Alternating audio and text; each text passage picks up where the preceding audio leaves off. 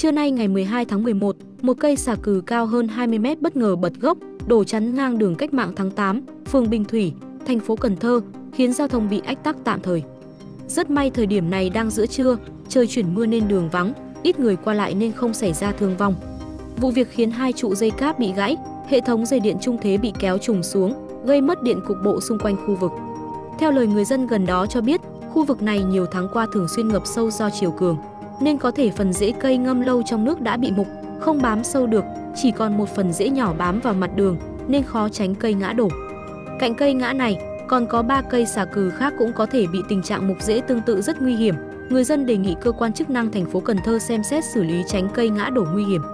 Sau khi sự việc xảy ra, lực lượng chức năng phường Bình Thủy đã có mặt để dọn dẹp hiện trường cây đổ, khắc phục sự cố ngã cột điện. Sau 30 phút giao thông tại khu vực này đã đảm bảo giao thông thông suốt trở lại.